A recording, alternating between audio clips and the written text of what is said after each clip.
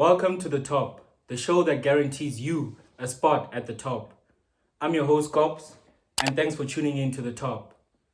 Today I have a really special guest with me, ladies and gentlemen. But before I introduce this guest to you, I'm going to tell you why she's special to me. This guest is special to me because I'll tell you before the show ends. Ma'am, can you please introduce yourself and tell the people where do you come from? Okay, hi everyone. My name is Edith Ditlalami Noma Swati Maseko. I'm originally from Polokwane in Limpopo, but I currently stay in Bloemfontein. And yeah, I'm a student. And yeah, that's all. Alright, Edith, do you know why I say you special? Can you take a guess why I say you special? I mean, I'm me after all. This is Okay. me we're talking about. Okay, but I'll tell you before the show ends why you're special to me. Okay. Our show today, guys, is going to be very vast. We're going to be talking about gender-based violence as a continuation from the past episodes on the show. If you haven't watched the past episodes, please go watch. And yeah. So, Edith, as a young woman living in South Africa, can you please tell us how that experience has been for you? Yo, tough question. Okay, not tough per se, but tough to explain the experience. Because like, as females, I feel like or as women, we go through so much. So it's like, where do I even start? It starts at a very young age. There's a lot of things you go through, like harassment, the catcalling, the shaming. It happens like throughout all your life. So yeah, those are just like a few of the things that women go through. But like the constant feeling of feeling like you're in danger, like there's a lot of things that we come across, experience that we have to go through, and just because we're female, and there's really no reason for it. So yeah, there's so many harassment, catcalling, slut shaming, abuse, rape, everything in general. We go through so much, and I think we're all aware of things that we go through as women. Definitely. And can you please share with our viewers at home what are some of the lessons that you can teach the viewers at home that you have learned about your experiences as a woman in South Africa? I think this is something that not a lot of people want to hear, especially women. It's something that is very controversial, rather. But I feel like as a woman, I've realized that this situation of violence against women has gotten so bad that it's not even about saying, why don't men stop? Why can't men do 1, 2, 3 to stop the problem? But it's like, why can't I as a woman protect myself? It's always, why must I take defense classes? I must go to boxing rings and do stuff. But it's always, what must the men not do not to harm me? It's always, I'm the problem and I must find a solution to the problem. So that's just something I wanted to say, even though it's something that's very controversial and people don't agree to. But unfortunately, the situation has got so bad in South Africa that I must now do something, or I must always make sure that as a female, I'm always protected and I keep myself safe. But I feel like the struggle is going to end soon enough. And I think the only way you can help this, or I don't want to say help, but try and fix the problem rather, is if we can sit down and talk to individuals, especially men, because they're the perpetrators, or they're mostly the perpetrators of this violent acts. I think talking to each other and finding common grounds of understanding is a way that we're going to be able to overcome, rather, or go through this stage, or this, I don't know if it's a stage or what it is, but this phase, let's just call it a phase of GBV, yes. GBV. So do you think that we shall overcome? Yes, I think slowly but surely, if the correct things are put in place, or correct policies are put in place, also to protect women, whether it applies in the workplace, whether it applies just on the streets, whether it applies in court or in the clubs, wherever it may be. But if we can put correct policies in place to protect women, then I think slowly but surely the issue can be fixed. Now, thank you very much for that, Edith. You really informed me and our viewers at home. Moving away from the topic about GBV, I want to know, what does it mean for a person to know themselves? What does it mean? This is a tough question. Do you know yourself? Yes, I think I know myself. Not fully though, but day by day you uncover other parts of, or not day by day necessarily, but you uncover parts of yourself like as you grow up. Please repeat your question. Okay, my question is, what does it mean to know yourself? I think when you tell yourself that you know yourself, or you know who you are, or you know a person rather, it's like you've gone through so many things, or you've gone through situations in which you know how you're going to react. So you know what presses you, you know what doesn't, you know what annoys you, you know this and that. But also there's an aspect of knowing yourself that comes from tradition, or that comes from culture, knowing your background, knowing who you are as an African person, and how you came about to be like in this place where you are right now. So I'd say yes, I know yourself. I'd say it is important for someone to know themselves and to know where they're from, because that's when you can unlock doors in your life that you didn't know were there, because you know yourself, you know what you're capable of, you know the things you can do. So yeah, I think it's very important for a person to know themselves. Very important for a person to know themselves.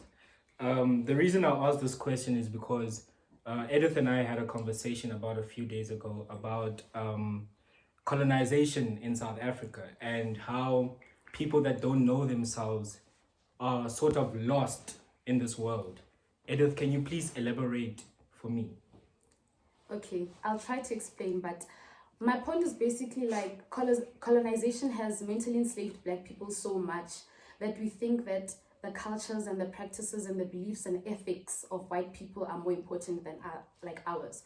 So for example, in a normal talking situation, if my English accent, for example, is not up to par, or is not posh enough, or is not affluent enough, then people look at me and think that I'm stupid, because colonialism just brought this thought that everything that has to do with white people and English and whatever, yeah, is just superior or greater than us.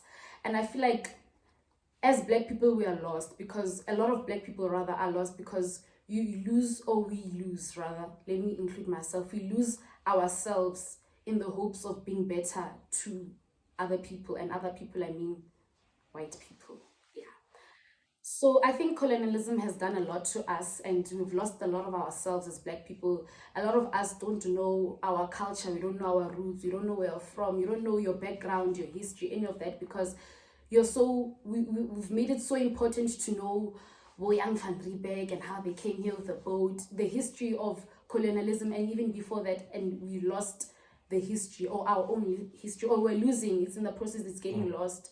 And all of this is under the word of modernization, we're evolving and whatnot. But it is mental enslavement. We're mentally enslaved to believe that everything that is white or English is superior. Okay. Talking about colonization, we were divided into different ethnic groups by the Western society. What's your take on that? I'm Sotho, you Pedi. We've already been divided into how are we going to come together to beat colonization if we're already practicing different social standards, if I can put it like that. I think just to begin, I think the biggest problem, or the biggest factor that has helped white people gain so much power over us, is that we're so divided amongst ourselves as Black people. And the division that they put. Yes, under the division that they made. And the reason why they made this division, or why I believe they made this division, is because we're so many Black people that if we were to join, and if we were to unite and try to overthrow or overcome this system, we'd be so effective. So the only thing that white people, and it's actually smart, like from a perspective as a Black person, and understanding without holding the grudge against white people at all. Like it's actually such a smart thing to do, because if we're not united, then it's not gonna work. Like, we're not going to be able to overthrow their system and their ways and their policies, right? But this segregation that has happened between Black people has also messed up with us so much, because now it's just greed, it's envy. Like, no Black person wants to see the next Black person win. It's always fight, or always angry. It's tribalism, always angry, xenophobia also, always angry at each other. And this is what white people want us to do. White people want us to be so confused, or colonialists, or the people of the apartheid government, if they are still here, want us to be so confused, or so lost, or so lost that we forget that the main reason or the goal or the main goal is to fight for ourselves. And now we're fighting amongst ourselves. And I think that's a big problem that we have as South Africans. Yeah. mostly. With that being said, I'd like to quote a quote from A. Reese. He says, "Black on black crime. We shouldn't be doing that, guys." And as Edith says, we should unite. And I brought you here, Edith, because you know that I want to become the president of South Africa. And with that being said, my job in South Africa is to unite people, as my name stands. Kopano is to unite people and to make us overcome this shadow that we are living under. Do you believe that I will be the next president with that mission? I mean, there's a lot more that goes into being president, more than just wanting us to unite. But I feel like if you have a dream and you feel like you can pursue it, then who am I to say anything? Who am I to stop you? If I want to be the next president, go for it. Do you think I will be the next president? Yes, if you put your mind to it enough, Okay. you can. With that being said, I'd like to read a quote from the late Maya Angelou. It reads, "You may not think you can reach it. Climb anyway. You may not think you'll be heard. Speak anyway. You may not think you can change things. Try anyway." And with that being said, Edith, I'd like to ask you, what level of influence do you think you can reach to the masses out there to change the situation that we're living in South Africa? Okay. I don't know how much influence I have over people, but I feel like one thing that I like to do is bring up this uncomfortable. People say it's an uncomfortable topic or uncomfortable, topic in comfortable situations. So sometimes it's good to always talk about the problems that we're facing as women, even in situations that don't allow. So for example, if we're out drinking, it's good to talk about things like this or things that bother women a lot. So I don't know how influential I am, but I feel like I try my best to incentivize people about the problems that we have and the problems that we're facing rather as women. And I think that's a small step rather to achieving the bigger goal achieving the bigger goal. Influence, I'm hoping I'm doing my best. Are you capable enough to talk about those sort of situations with your friends and with your family? Definitely capable. I think it's important for us to do that, whether friends, family, people that just pass. It's very important to talk about such serious issues that affect women, affect people in general also. So yes. And I'd also like to pose the question to you, our viewers back at home. How capable are you to interact with people in a way that they will always remember you? Think about that and sit down and think, how capable are you to interact with people that they will always remember you? One last question, Edith, before we end the show. Do you believe that where we come from does determine where we are going? No, not at all. I think a lot of people in general just had bad backgrounds or have a bad history, family history, whatever it is, or just like a bad past, but that won't determine where you're going to go in the future. I feel like if you're able to rise up above the things that you've been through and able to overcome the things that you've been through, then you can literally go anywhere you go. So poor beginnings or bad beginnings don't result in a bad future. If you take it upon yourself to change the narrative and change the story, then I think anyone, whether from a good or a bad background, if you want to change the narrative and become a better person and do better things, then you're capable, ultimately so capable of doing that. Thank you for joining me on the show today, Edith. To our viewers back at home, I know it's been a long time since I posted videos, but all I can say is I'm back, I'm better, and I'm bigger.